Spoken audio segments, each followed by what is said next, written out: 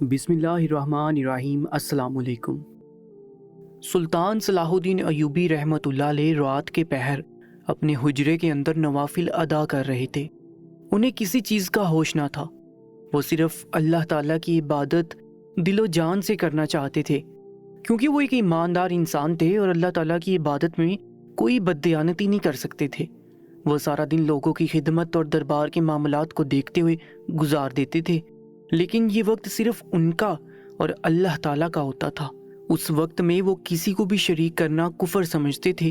وہ بھی نماز میں اتنا مشغول تھے کہ اچانک ہی انہیں اپنے کمرے کے باہر سے کسی آہٹ کی آواز آئی۔ انہوں نے سلام پھیرا اور باہر آ کر دیکھنے لگے۔ وہ ہر وقت چوکنا رہتے تھے، کسی بھی وقت ان پر دشمن کا حملہ ہو سکتا تھا۔ ویسے بھی وہ بہت سے دشمنوں کو ابدی نیند سلا چکے تھے۔ انہی سب چیزوں کا بدلہ لینے کے لیے بہت بار ان پر پیچھے سے وار کیے گئے تھے۔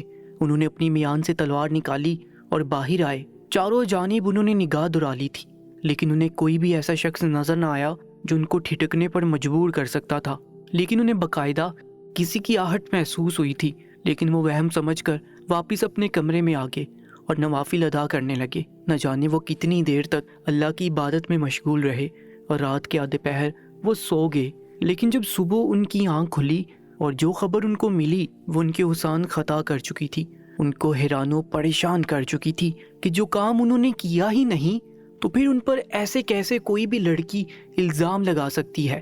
سلطان صلاح الدین ایوبی رحمۃ اللہ علیہ پر ایک اشاریہ نامی لڑکی نے الزام لگایا تھا کہ سلطان صلاح الدین ایوبی نے موقع پاتے ہی رات کے پہر زبردستی کی ہے، جبکہ سلطان صلاح الدین ایوبی رحمۃ اللہ علیہ یہ بات سن کر حیران رہ گئے تھے، کیونکہ وہ تو ایسی کسی لڑکی کو جانتے ہی نہیں تھے۔ شام کے وقت نور الدین زنگی کی عدالت میں قاضی ابن ارسون، جو سلطان صلاح الدین ایوبی کے استاد بھی تھے، وہ یہ مقدمہ سننے والے تھے۔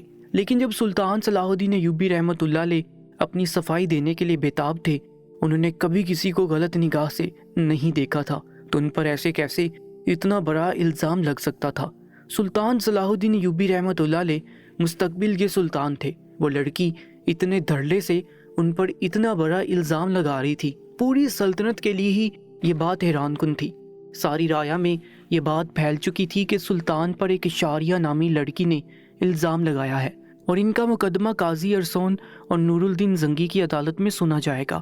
شام کے پہر سبھی درباری جا کر اس فیصلے کو سننا اور سمجھنا چاہتے تھے، کیونکہ سلطان صلاح الدین ایوبی رحمۃ اللہ علیہ بہت ایماندار اور نیک دل تھے۔ انہوں نے کبھی کسی عورت کو غلط نگاہ سے نہیں دیکھا تھا۔ وہ کسی بھی عورت سے نظر ملا کر بات نہیں کرتے تھے، بلکہ ہمیشہ ہی نظریں جھکا کر بات کرنا پسند کرتے تھے۔ سلطان صلاح الدین ایوبی رحمۃ اللہ علیہ یہ بات سن کر بالکل خاموش ہو گئے تھے۔ انہیں یقین نہیں آ رہا تھا کہ اتنی پاک دامنی کے باوجود بھی ان پر ایسا الزام لگایا جا سکتا ہے۔ سب لوگ ہی دربار پہنچنا شروع کر چکے تھے، کیونکہ سلطان صلاح الدین ایوبی رحمۃ اللہ علیہ کوئی عام انسان نہیں تھے، بلکہ نجم الدین ایوب کے بیٹے تھے اور نور الدین زنگی کے بھتیجے اور قاضی ارسون کے شاگرد۔ سب لوگ ہی ان کے اس مقدمے کو دیکھنا چاہتے تھے کہ آخر اس مقدمے کا کیا فیصلہ آتا ہے۔ سلطان صلاح الدین ایوبی رحمۃ اللہ علیہ اپنے حجرے میں موجود تھے۔ اتنی پریشانی کی وجہ سے اور ایسے الزام کی وجہ سے ان کو بہت تیز بخار چڑھ گیا تھا، جس کی وجہ سے وہ آنکھیں کھولنے کی بھی ہمت نہیں کر پا رہے تھے۔ لیکن اس کے باوجود بھی وہ اپنی جگہ سے اٹھے اور غسل خانے میں جا کر وضو کیا اور مصلے پر بیٹھ کر اللہ کی عبادت کرنے لگے۔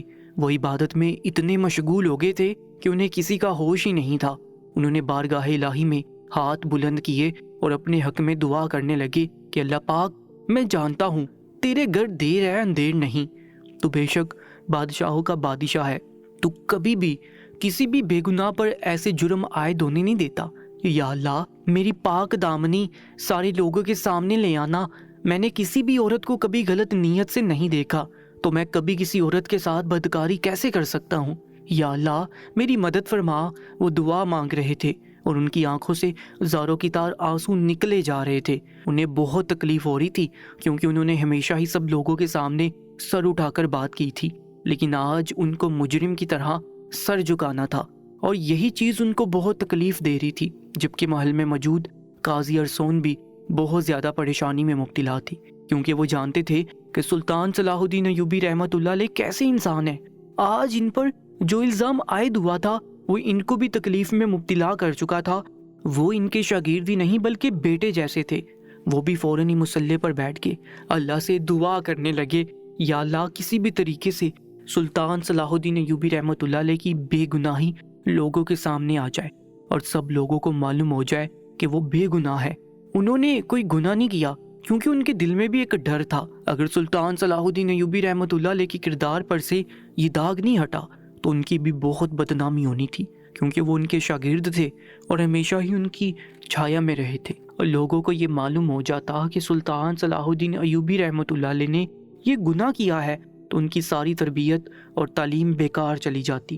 لوگ ان کو بھی برے برے القابات سے نوازتے کہ انہوں نے کیسی تعلیم دی ہے جس کی وجہ سے سلطان صلاح الدین ایوبی رحمۃ اللہ علیہ اپنے نفس پر قابو نہیں رکھ پائے اور ایک عورت کو دیکھتے ہی بہک گئے، اس کی زندگی برباد کر دی۔ شام ہو چکی تھی اور سپاہی سلطان صلاح الدین ایوبی رحمۃ اللہ علیہ کے حجرے میں ان کو لینے کے لیے پہنچ گئے تھے، جبکہ سلطان نے جب ان سپاہیوں کو دیکھا تو کرب سے آنکھیں میچ لیں اور ہمیشہ ہی دربار میں سر اٹھا کر کھڑے ہوئے تھے، لیکن آج انہیں سر جھکا کر مجرم کی طرح دربار میں پیش ہونا تھا۔ دونوں سپاہی بھی بہت آبدیدہ نظر آ رہے تھے۔ سلطان صلاح الدین ایوبی رحمۃ اللہ علیہ ہر ایک انسان کے ساتھ ہی بہت نرم رویہ رکھتے تھے، اس وجہ سے سارے لوگ ہی سلطان سے بہت محبت کرتے تھے۔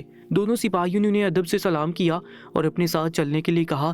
سلطان صلاح الدین ایوبی رحمۃ اللہ علیہ نے تھوڑا وقت مانگا اور خود میں ہمت جتا کر کھڑے ہوئے اور ان کے ساتھ قدم با قدم چلتے ہوئے نور الدین زنگی کی عدالت میں پہنچ گئے۔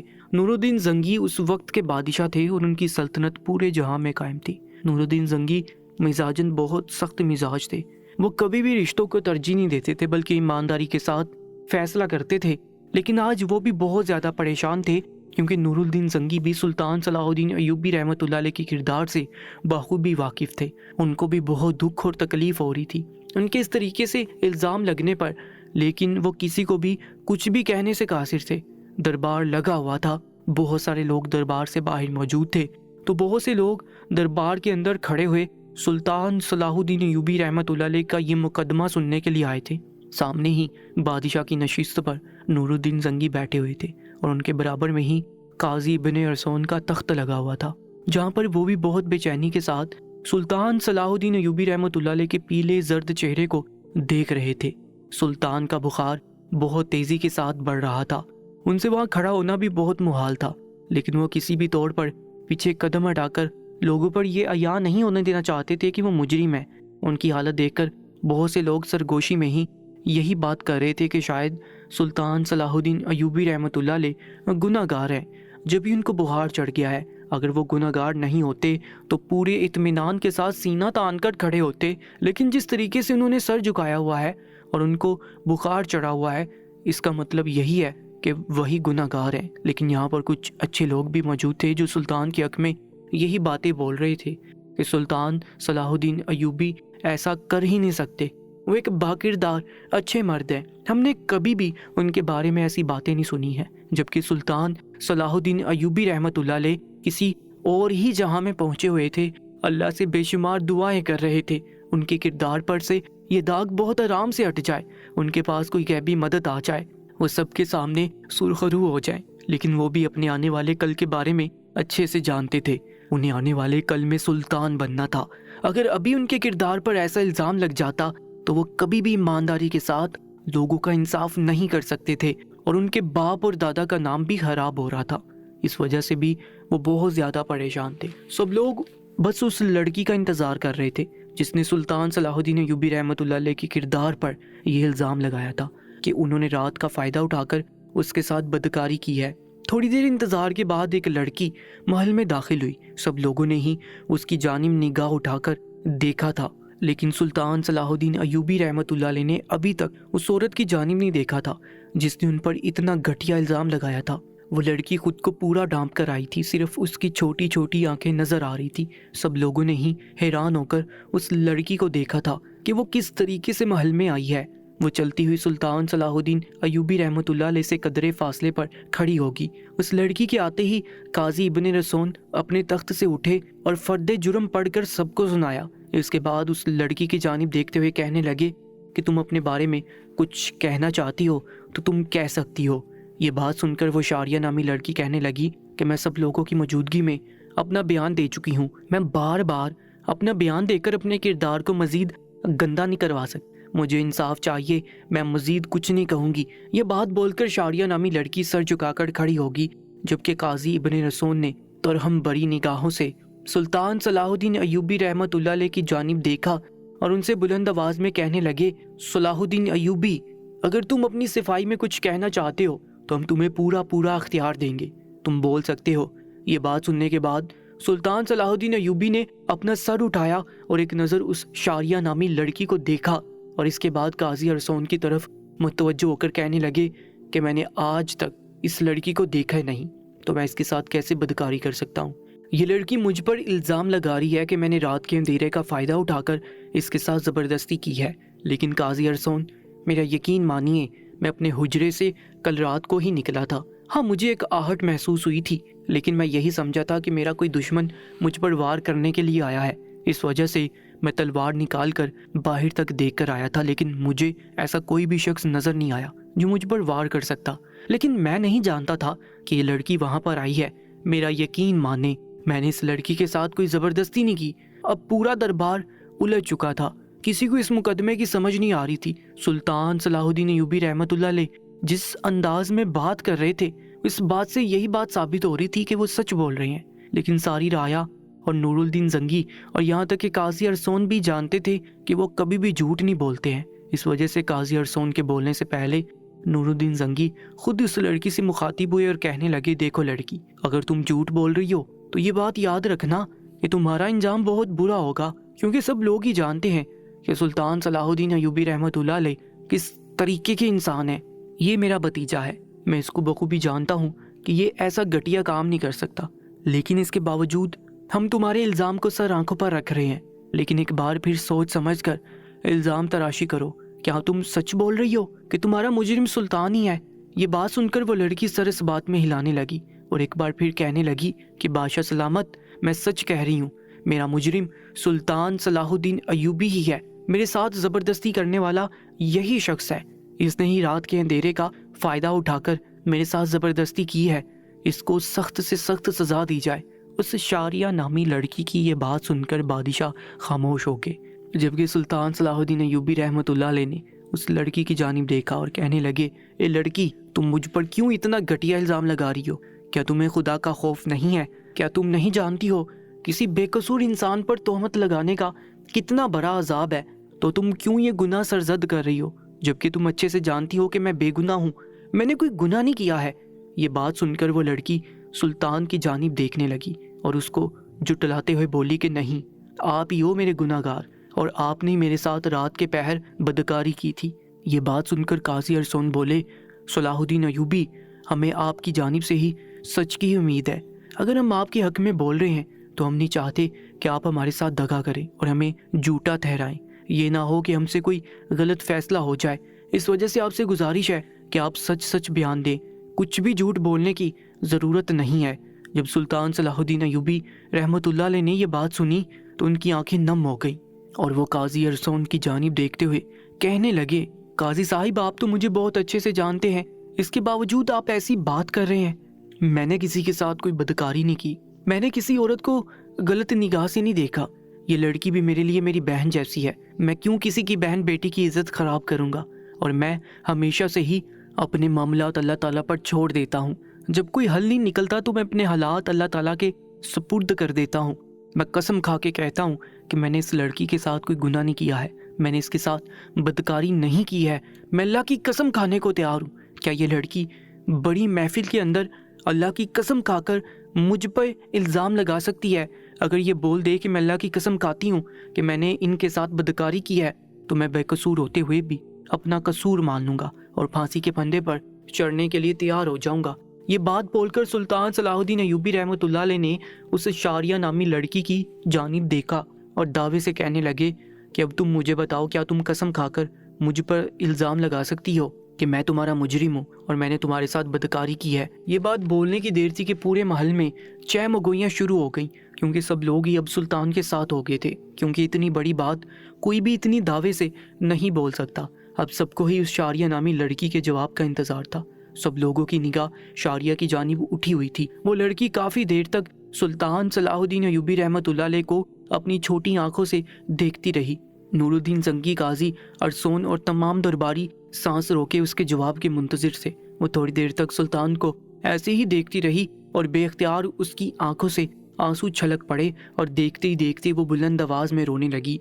ये मंजर देख के तमाम दरबारी और सुल्तान सलाहुद्दीन अय्यूबी रहमतुल्लाह अलैह और काजी अरसोन भी घबरा गए कि आखिर इस लड़की को ऐसा क्या हुआ है जिसकी वजह से वो इतनी ज़ारो की तार रो रही है। नूरुद्दीन जंगी ने तैश से कहा, ए लड़की, यहाँ पर रोने की ज़रूरत नहीं है। बताओ आखिर तुम्हारे साथ ऐसा क्या हुआ है जिसकी वजह से तुम ऐसे रो रही हो। वो लड़की ये बात सुनकर कहने लगी, बादशाह सलामत, सुल्तान सलाहुद्दीन अय्यूबी रहमतुल्लाह अलैह सच बोल रहे हैं। वो बेकसूर हैं, उन्होंने कोई जुर्म नहीं किया है। मैं गुनाहगार हूँ, मैं गलत इल्ज़ाम इन पर लगा रही हूँ। जबकि ये बात सुनने की देर थी कि नूरुद्दीन जंगी और काजी रसोन अपनी अपनी नशिस्त छोड़कर खड़े हो गए और जिस बात का उन लोगों को यकीन था वही हुआ कि सुल्तान सलाहुद्दीन अय्यूबी रहमतुल्लाह अलैह बेकसूर थे।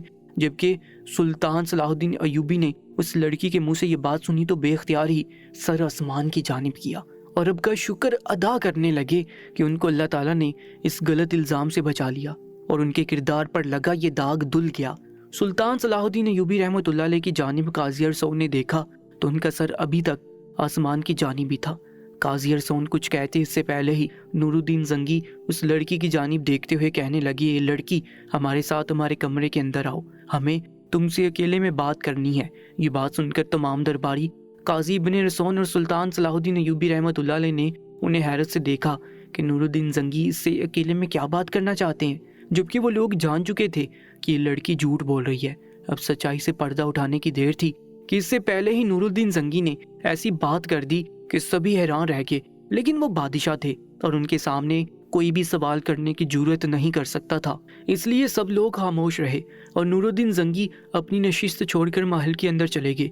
वो लड़की भी दो कनीज़ों के हमरा नूरुद्दीन जंगी के कमरे के अंदर चली गई, जबकि दरबार में यकदम ही सन्नाटा सा छा गया था। किसी को इस फैसले की समझ नहीं आ रही थी कि आखिर ये सब कुछ क्या हो रहा है। पहले उस लड़की ने सुल्तान सलाहुद्दीन अय्यूबी रहमतुल्लाह अलैह पर इल्ज़ाम लगाया जो आने वाले कल के बादशाह थे, और इसके बाद अब नूरुद्दीन जंगी उस लड़की से अकेले में बात करना चाहते थे। सब लोग ही चहमगोइयां कर रहे थे कि आखिर ये सब कुछ हो क्या रहा है। काजी अरसोन भी हैरान परेशान नूरुद्दीन जंगी के इस तरीके से करने पर हैरत ज़दा थे। वो लड़की नूरुद्दीन जंगी के कमरे के अंदर दाखिल हुई। नूरुद्दीन जंगी खिड़की की जानिब रुख किए खड़े हुए थे। उनके दाखिल होते ही नूरुद्दीन जंगी बोले, हमें हकीकत से आशना करो, आखिर वो गद्दार कौन है जिसने तुम्हें इस काम के लिए भेजा है। हम नहीं चाहते कि तुम्हारी जान को कोई नुकसान पहुंचे। हम समझ चुके हैं कि तुम्हें सिर्फ एक मोहरे के तौर पर इस्तेमाल किया जा रहा है और इसके पीछे कोई और ही राज है। यकीनन आने वाले कल में जो बादशाह बनेगा उसके तख्त को वो इंसान उल्टना चाहता है। उनकी बात सुनने की देर थी कि वो लड़की ज़ारों की तार रोने लगी, कहने लगी, आप बिल्कुल बजा फरमा रहे हैं। ये सब कुछ करने वाला यही चाहता है कि सुल्तान सलाहुद्दीन अय्यूबी पर यह बदकारी का इल्ज़ाम लग जाए और वो फांसी के फंदे पर चढ़ जाए और वो खुद उनकी जगह बादशाह की नशिस्त पर बैठ जाए। ये बात सुनकर नूरुद्दीन जंगी ने अपना रुख फेरा और उस लड़की की आंखों में देखते हुए कहने लगे कि बोलो, वो मरदूद शख्स कौन है। ये बात सुनते ही वो लड़की भीगी हुई आवाज़ में कहने लगी कि वो मालून अमीर इब्ने मरकूम है। ये बात सुनते ही नूरुद्दीन जंगी हटी पटी निगाहों से उस लड़की की जानिब देखते हुए कहने लगे, लड़की, बहुत हो गया इल्ज़ाम तराशी, अब हमें सच सुनना है। बताओ वो मालून कौन है जिसने तुम्हें इस काम के लिए भेजा है। हम यकीन नहीं कर पा रहे कि वो अमीर इब्ने मरकूम हो सकते हैं। वो लड़की कहने लगी, बादशाह सलामत, मैं सच कह रही हूँ। मैं मानती हूँ कि मैंने पहले सुल्तान सलाहुद्दीन अय्यूबी रहमतुल्लाह अलैह पर झूठा इल्ज़ाम लगाया था, लेकिन मैं अब सच बोल रही हूँ कि यह काम करवाने वाले अमीर इब्ने मरकूम ही है। ये बात सुनकर नूरुद्दीन जंगी हैरान रह गए। वो कहने लगे, लेकिन अमीर इब्ने मरकूम ने तुम्हें क्यों भेजा? आखिर उसने तुम्हें क्यों इस काम के लिए चुना और तुमने इस काम के लिए हाँ कैसे की, जबकि तुम भी जानती हो कि सुल्तान सलाहुद्दीन अय्यूबी रहमतुल्लाह अलैह आने वाले वक्त के बादशाह हैं, तो तुमने उनसे दुश्मनी क्यों लेनी चाहिए? ये बात सुनकर वो शारिया नामी लड़की ज़ारों की तरह रोते हुए कहने लगी, बादशाह सलामत, मेरे माँ बाप ने अमीर इब्ने मरकूम से कुछ कर्ज लिया था, लेकिन हमारे पास इतना पैसा ना था कि हम उनकी उजरत को लुटा सकते। इस वजह से मैंने अमीर इब्ने मरकूम से थोड़ा वक्त मांगा था, लेकिन इसके बदले उन्होंने मुझसे इस काम के लिए कहा कि मैं सुल्तान सलाहुद्दीन अय्यूबी रहमतुल्लाह अलैह पर ये इल्ज़ाम लगाऊं कि उन्होंने रात के अंधेरे का फ़ायदा उठाकर मेरे साथ बदकारी की है, तो वो मुझ पर से ये पैसा माफ़ कर देंगे। लेकिन इसके बावजूद میرا یقین مانیے بادشاہ سلامت کہ میں نے ان سے کہا تھا کہ میں آپ کا ایک ایک پیسہ چکا دوں گی، لیکن مجھے تھوڑا وقت دے۔ اس کے بعد انہوں نے کہا کہ اگر تم نے میری بات پر عمل نہیں کیا اور میری بات کی نافرمانی کرنے پر تمہارے ماں باپ کو زندہ زمین میں دفن کر دیا جائے گا اور تمہارے ساتھ بھی ظلم کر کے کونے میں پھینک دیا جائے گا۔ مجھے اپنی عزت کی بہت پرواہ تھی، یہ صرف ایک الزام تھا، اس وجہ سے میں نے یہ الزام لگانے کا ارادہ کر لیا۔ لیکن جب سلطان صلاح الدین ایوبی رحمۃ اللہ علیہ نے بڑے مجمع میں اللہ کو حاضر ناظر جان کر قسم اٹھائی اور مجھے بھی یہ کرنے کے لیے کہا تو میری روح لرز گئی۔ مجھ میں اتنی ہمت نہ ہو سکی کہ میں ان پر یہ الزام لگا سکوں اور انہیں برباد کر دوں۔ میرا ضمیر مجھے اس چیز کی اجازت نہیں دے رہا تھا، اس وجہ سے میں نے سارا سچ آپ کے سامنے رکھ دیا۔ خدا را مجھے امیر ابن مرقوم سے بچایا جائے اور سلطان صلاح الدین ایوبی رحمۃ اللہ علیہ کو اس الزام سے بری کیا جائے۔ یہ بات سننے کی دیر تھی کہ نور الدین زنگی طیش میں آگے اور اس لڑکی کے ہمراہ واپس دربار میں آگے، جہاں پر درباری آپس میں چہ گوئیاں کر رہے تھے اور سلطان صلاح الدین ایوبی رحمۃ اللہ علیہ ابھی تک دربار میں مجرم کی طرح کھڑے ہوئے تھے۔ انہوں نے ایک نظر اپنے بھتیجے کو دیکھا جس کی رنگت پیلی زرد ہو رہی تھی۔ ان کو بخار ابھی تک بہت تیز تھا۔ وہ قدم بہ قدم چلتے ہوئے اپنی نشست پر آ گیا، کہنے لگے، لڑکی اب بتاؤ تمہارا مجرم اصل کون ہے؟ کس نے تمہیں یہ الزام لگانے کے لیے کہا تھا؟ یہ بات سننی تھی اس لڑکی نے فوراً ہی امیر ابن مرقوم کی طرف اشارہ کیا اور بڑی محفل میں سچ ان کے سامنے بول دیا کہ یہ وہی شخص ہے جس نے مجھے اس کام کے لیے کہا تھا۔ میں سلطان صلاح الدین ایوبی رحمۃ اللہ علیہ پر الزام لگاؤں اور ان کو آنے والے کل کا بادشاہ بننے نہ دوں، یہی ہے وہ شخص۔ یہ بات سننی تھی کہ سب لوگ امیر ابن مرقوم کو نفرت بڑی نگاہوں سے دیکھنے لگے۔ ان لوگوں کا بس نہیں چل رہا تھا کہ سلطان صلاح الدین ایوبی رحمۃ اللہ علیہ پر الزام لگوانے والے شخص کا قتل کر دیں، لیکن نور الدین زنگی کی عدالت میں ایسا کوئی کام نہیں ہوتا تھا۔ وہ ہمیشہ ہی شریعت کے مطابق سزا دینے کے قائل تھے۔ اگلے روز سب لوگوں کو ایک بہت بڑے میدان میں بلایا گیا، لیکن سب لوگ ہی امیر ابن مرقوم کی سزا اور اس کی حالت دیکھنا چاہتے تھے۔ اس نے آنے والے کل کے بادشاہ پر اتنا گنونا الزام لگایا تھا اور اس معصوم لڑکی کو بھی بدنام کرنا چاہا تھا۔ میدان کے اندر بہت دور دور سے لوگ ان کی سزا دیکھنے کے لیے پہنچ چکے تھے۔ جب امیر ابن مرقوم کو اس میدان میں لایا گیا تھا، وہ زنجیروں میں جکڑے ہوئے تھے۔ اس لڑکی کے الزام لگانے کے بعد انہوں نے بہت واویلا مچایا تھا اور خود کو بے گناہ ثابت کرنے کے لیے سرتوڑ کوشش کی تھی اور ہر کسی پر جھوٹے الزام لگائے تھے۔ اس وجہ سے ان کو سپاہیوں کی مدد سے زنجیروں میں جکڑ دیا گیا تھا اور اگلے روز اس میدان میں لے کر آیا گیا تھا جہاں پر ان کو سزا دینی تھی۔ شریعت کے مطابق تمام لوگوں کے بیچ کے اندر امیر ابن مرقوم کو 70 کوڑے لگوائے گئے تھے اور ان کی ساری جائیدادیں ضبط کر لی گئی تھی اور ان سے شاہی عہد بھی لے لیا گیا تھا۔ ان کی تمام جائیداد نور الدین زنگی نے سلطان صلاح الدین ایوبی رحمۃ اللہ علیہ کے نام کرنی چاہی تھی، لیکن سلطان صلاح الدین ایوبی رحمۃ اللہ علیہ نے یہ بات بول کر جائیداد لینے سے انکار کر دیا کہ وہ کسی کا مال ہڑپ کرنے کے عادی نہیں ہے۔ اس واقعے سے یہ بات ثابت ہوتی ہے کہ جو شخص دوسروں کی عورتوں کو غلط نگاہوں سے نہیں دیکھتا، خود کو زنا سے بچاتا ہے، زانیوں سے دور رکھتا ہے، اللہ تعالیٰ ان کی غیبی مدد ضرور کرتے ہیں۔ اس طریقے سے سلطان صلاح الدین ایوبی رحمۃ اللہ علیہ کی غیبی مدد اللہ تعالیٰ نے کی اور وہ سب لوگوں کے سامنے سرخرو ہو گئے اور ان پر سے اس بدکاری کا الزام ہٹ گیا۔ اس طریقے کا ایک واقعہ قرآن مجید میں بھی موجود ہے، جب حضرت یوسف علیہ السلام جب قید میں تھے اور وہاں پر زلیخا آ گئی تھی اور اس کے باوجود بھی وہ الزام سے بری ہو گئے تھے۔ اللہ تعالیٰ نے ان کی غیبی مدد سے نوازا تھا اور ان پر لگنے والے الزام بھی دودھ کی طرح صاف کر دیا تھا۔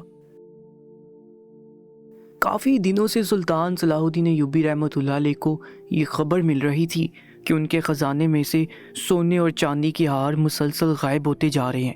پہل تو انہوں نے اس بات پر بالکل بھی توجہ دینا ضروری نہیں سمجھا تھا، کیونکہ اللہ نے ان کو بہت سی دولت سے نوازا تھا اور ایسے بہت سے سونا چاندی ان کے پاس موجود تھے، لیکن آئے روز ایسے سونا چاندی کے ہار گم ہو جانا ان کو پریشانی میں مبتلا کر چکے تھے۔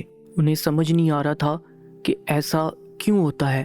اس وجہ سے وہ کسی کو بھی اپنی کیفیت بتانے سے قاصر تھے۔ آج بھی وہ ہر روز کی طرح ہی دربار لگائے بیٹھے تھے، لیکن آج وہ اپنے بالکل بھی ہوش میں موجود نہیں تھے، وہ کسی اور ہی دنیا میں گم تھے۔ 2-3 بار وزیر نے ان کو دربار کی جانب متوجہ کروایا تھا، ان کی سوچیں صرف اور صرف ابھی خزانے کی جانب ہی تھی۔ بار بار شاہی خزانے سے یہ بات ان کے کان میں آ رہی تھی کہ ہر روز ہی سونے چاندی کے ہار مسلسل غائب ہوتے جا رہے ہیں۔ ایسا پہلے کبھی نہیں ہوا تھا۔ کوئی بھی رایا کا آدمی ہو یا پھر سپاہیوں میں سے کوئی ہو، وہ بھی یہ غلطی بالکل بھی نہیں کرتا تھا۔ شاہی خزانے میں سے چوری کرنا یعنی اپنے لیے بہت بڑی سزا رقم کرنا इस वजह से कोई भी शाही खजाने की तरफ आंख उठाकर भी नहीं देखता था। लेकिन कुछ दिनों से ये खबर गर्दिश कर रही थी कि शाही खजाने में से सोने चांदी के हार रोजाना मुसलसल गायब हो रहे हैं। उन्हें बहुत से लोगों पर शक था, लेकिन वो अपना शक एकदम से जाहिर नहीं कर सकते थे। यही उनकी आदत में शामिल था कि वो हमेशा ही पहले सारे मामलात की तहकीकात करते, दोनों जानिब से पूरी बात को सुनते, इसके बाद इस मामले की तह तक पहुंचते थे। आज भी वो इन्हीं सब बातों के बारे में सोच रहे थे कि वो कैसे सारे मामले का हल निकालें। उन्होंने दरबार आज बिल्कुल ही इख्तिताम कर दिया था और अपने मखसूस कमरे में आ गए थे। उस कमरे में किसी को भी आने की इजाज़त नहीं थी। ये सुल्तान सलाहुद्दीन अय्यूबी रहमतुल्लाह अलैह का ख़ास कमरा था। यहाँ पर उनके ना ही फर्जंद दाखिल हो सकते थे, ना ही उनकी जोजा। किसी को भी बिना इजाज़त के कमरे में आने की इजाज़त नहीं थी। वो काफ़ी देर से अपने कमरे में टहल रहे थे और इस मामले की तह तक पहुँचने की कोशिश कर रहे थे, लेकिन उन्हें कोई भी सुराग नज़र नहीं आ रहा था। थोड़ी देर तक वो उसी कमरे के अंदर मौजूद रहे और बाहर खड़े होकर सिपाही को हुक्म दिया कि फ़ौरन ही वज़ीर को बुलाया जाए। उनका हुक्म फ़ौरन ही बजा लाया गया और चंद सेकंड्स बाद ही वज़ीर सुल्तान सलाहुद्दीन अय्यूबी रहमतुल्लाह अलैह की खिदमत में हाजिर हो गया था। वो बहुत अदब के साथ उनके सामने खड़ा हुआ था, जबकि सुल्तान बिल्कुल खामोश थे। वो समझ नहीं पा रहे थे कि वो अपनी कैफियत वज़ीर तक कैसे पहुंचाएं। कमरे में काफ़ी देर तक खामोशी ही रही थी। वज़ीर को इजाज़त नहीं थी कि वो उनके सामने कोई सवाल कर पाता, लेकिन जब उसने सुल्तान सलाहुद्दीन अय्यूबी रहमतुल्लाह अलैह को इज़्तिराबी कैफियत में देखा तो वो खुद ही उनसे पूछने लगा, सुल्तान मौज़म, सब खैरियत तो है? आज आपने मुझे इस कमरे में बुलाया, कोई मसला दरपेश आ गया है तो आप मुझे बता सकते हैं? आप मुझे बहुत ज़्यादा परेशान लग रहे हैं। उसने जब ये बात बोली तो सुल्तान ने अपना सर उठाकर उसकी जानिब देखा और कहने लगे, तुम अच्छे से जानते हो मैं किस वजह से परेशान हूँ। रोज़ बरोज़ शाही ख़जाने में से सोने और चांदी के हार गायब होते जा रहे हैं और कोई सुराग नज़र नहीं आ रहा है। मैंने बहुत से जासूस इस चीज़ के लिए रख दिए थे, लेकिन कोई भी असल चोर को पकड़ नहीं पा रहा है। ये हमारे लिए ठीक बात साबित नहीं हो रही है। शाही ख़जाने में से चोरी होना हमारी तौहीन है। राया में भी ये बात अब फैलना शुरू हो चुकी है। सब लोग यही बोलेंगे कि सुल्तान जब अपने ख़जाने की हिफाजत नहीं कर सकते तो वह राया की हिफाजत कैसे करेंगे। हम इस चीज़ को लेकर बहुत ज़्यादा परेशान हैं। उनके चेहरे से भी उनकी परेशानी अयां हो रही थी। थोड़ी देर तक वज़ीर खामोश रहा और एक मंसूबा बनाते हुए उनको बोलने लगा, क्यों ना सुल्तान मौज़म, हम लोग शाही ख़जाने के लिए कोई एक ऐसा सिपाही मुख्तिस कर देते हैं जो मुसलसल 24 घंटे शाही ख़जाने पर नज़र रखे और मालूम कर सके कि आखिर वो चोर कौन है जो शाही ख़जाने से चोरी कर रहा है। ये बात सुनकर सुल्तान ने सर नफ़ी में हिलाया और कहने लगे, नहीं वज़ीर, तुम्हारे अलावा हम किसी पर भी भरोसा नहीं कर सकते हैं। हम जानते हैं हमारे सिपाही हमारे साथ वफादार हैं, लेकिन इसके बावजूद भी हम किसी की ज़ात पर भरोसा नहीं कर सकते हैं। सोना चांदी और पैसे को देखकर इंसान की नीयत कब तब्दील हो जाए किसी को इल्म नहीं होता। अगर हम किसी सिपाही को इस काम के लिए मुख्तिस करते हैं, क्या पता वही चोर निकले और इस चोर के साथ मिलकर चोरी करना शुरू कर दे। उनकी बात में वजन था।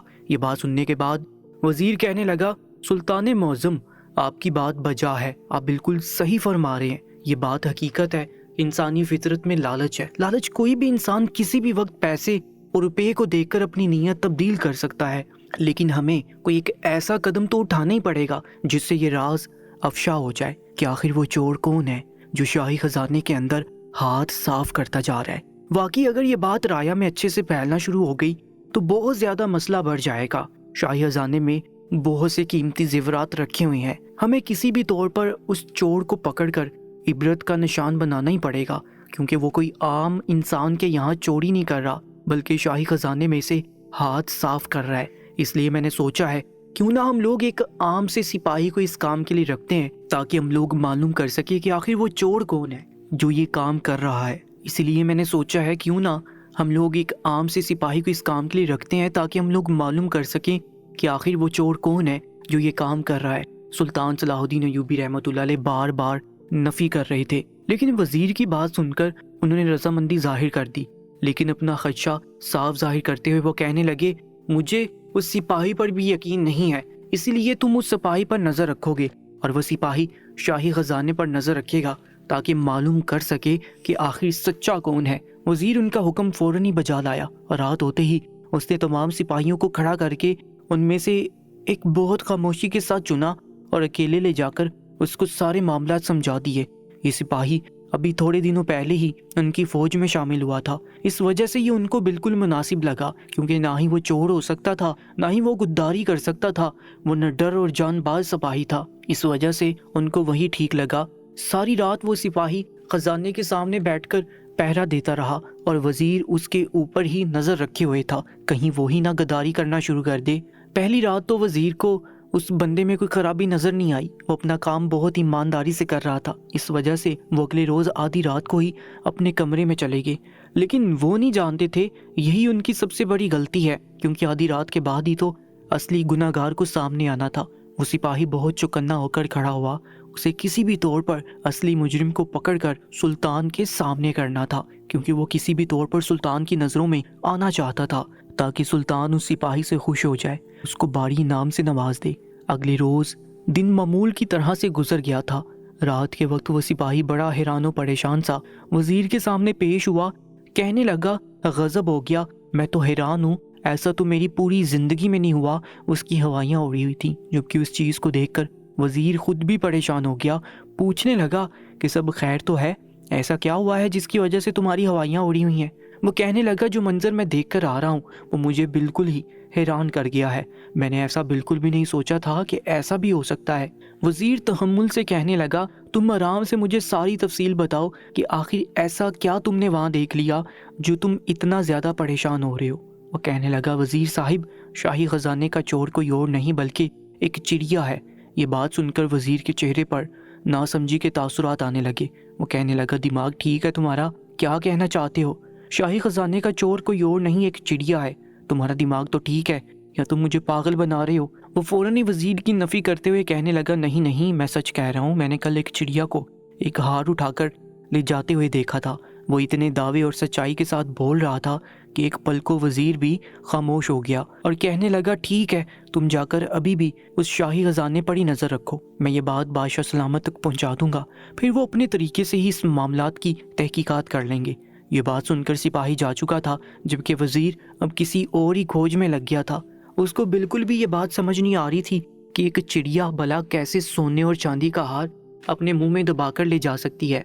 चिड़िया बहुत छोटी सी होती है, जबकि चांदी और सोने के हार काफी भारी होते हैं। यही चीज उनको हैरान परेशान कर रही थी। अगर सिपाही ये बोल देता कि कोई चील आती है और वो ऐसा करके जाती है तो फिर भी इस बात का यकीन किया जा सकता था, लेकिन ये वाली बात उसको बहुत बेचैन कर गई थी। वो फौरन ही सुल्तान के पास पहुंच गया और उनको सारे हालात से आगाह कर दिया। सुल्तान सलाहुद्दीन अय्यूबी रहमतुल्लाह अलैह ने जब तमाम रुदात सुनी तो वो कहने लगे, नहीं वजीर, बात कुछ और है। मैं कह रहा था तुमसे कि मैं तुम्हारे अलावा किसी पर भी भरोसा नहीं कर सकता। चोर कोई चिड़िया नहीं बल्कि हमारी ही फौज का कोई सिपाही है। ये बात सुनने के बाद वजीर भी सर इस बात में हिलाने लगा। कहने लगा, बादशाह सलामत, आप बिल्कुल ठीक बोल रहे हैं। मैं मान ही नहीं सकता कि शाही खजाने में से चोरी होने वाले वो सोने चांदी के हार कोई चिड़िया ले जा सकती है, बल्कि ये काम किसी सिपाही का ही है। और मुझे जहाँ तक लग रहा है इस नज़र रखने वाले सिपाही ने भी उस चोर से हाथ मिला लिया है, जिसकी वजह से वो ये बात घुमा फिरा कर हमें बता रहे हैं। इसलिए आज की रात मैं शाही खजाने में ही गुजारूंगा ताकि असली गुनाहगार हमारे सामने आ जाए। और आप ठीक बोल रहे हैं, जहाँ तक मुझे लग रहा है हमारी फौज में से ही कोई एक ऐसा सिपाही है जो ये काम कर रहा है, और उसने लालच देकर नजर रखने वाले सिपाही को भी अपने साथ मिला लिया है। सुल्तान ने सुनने के बाद सर इस बात में हिलाया और कहने लगे, हम तुम्हें पूरी इजाजत देते हैं। आज की रात तुम शाही खजाने के अंदर ही गुजारो और मालूम करो कि आखिर वो गद्दार शख्स कौन है जो हमारी ही फौज का होकर हमारे साथ इतनी बड़ी चोरी कर रहा है। और ये बोलकर अंदर महल की जानिब चले गए, जबकि वजीर सोचता हुआ अपने कमरे में आ गया। वो खुद को रात के लिए तैयार करने लगा था। उसने अपना बेस मुकम्मल तौर पर बदल दिया था ताकि अगर वो किसी के सामने भी जाए तो उसे कोई पहचान न सके। अपने बेस के नीचे ही उसने अपनी तलवार भी रख ली थी और खामोशी से सबसे नजर बचाकर वो शाही खजाने में पहुंच चुका था। और एक कोने में संदूक था जिसके अंदर काफी सारे सोने के सिक्के रखे हुए थे। वजीर सिक्के वाले संदूक में खामोशी से बैठकर उसकी जड़ियों में से बाहर का मंजर देखने लगा था। आधी रात हो चुकी थी, लेकिन ऐसा कोई भी मंजर उनकी आंखों के सामने नहीं आया था जो वो सिपाही उनको बता रहा था। इस वजह से उन्होंने यही सोचा कि वो अब अपने कमरे में चले जाएं, क्योंकि उन्हें यही लगा था कि शायद उस चोर को ये बात मालूम हो चुकी है कि शाही खजाने में पहले से ही वजीर उन पर नजर रखने के लिए मौजूद है। وہ بھی اس صندوق سے نکل کر اپنے کمرے کے اندر جاتا اس سے پہلے اسے شاہی خزانے میں کوئی داخل ہوتا ہوا نظر آیا۔ وزیر مزید محتاط ہو کر اس صندوق میں اچھے سے چھپ گیا اور اس صندوق کی جڑیوں میں سے غور سے دیکھنے لگا کہ آخر وہ شخص کون ہے جو یہ کام کرتا ہے۔ وزیر کو سامنے موجود اس شخص کا صاف چہرہ نظر نہیں آ رہا تھا کیونکہ اس نے خود کو کالی چادر سے ڈھانپا ہوا تھا۔ وہ فوراً ہی نیچے جھکا اور کافی سارے سونے کے زیورات اپنی تھیلی میں ڈالنے لگا۔ وہ جیسے ہی پلٹا تو اس کی چادر کا ایک کونا سونے کے ہار سے اٹک گیا تھا، جس کی وجہ سے وہ چادر اس کے چہرے سے ہی ڈلک گئی تھی۔ اور یہ منظر دیکھ کر وزیر کی چیخ نکلتے نکلتے رہ گئی تھی، کیونکہ سامنے جو شخص تھا انہوں نے تصور بھی نہیں کیا تھا کہ وہ یہاں پر ہو سکتا ہے اور وہ شخص شاہی خزانے کی چوری کر سکتا ہے۔ یہ بات سوچ کر وہ حیران ہو گئے تھے۔ وہ چور جس خاموشی کے ساتھ شاہی خزانے کے اندر آیا تھا ویسے ہی خاموشی سے چلا گیا تھا۔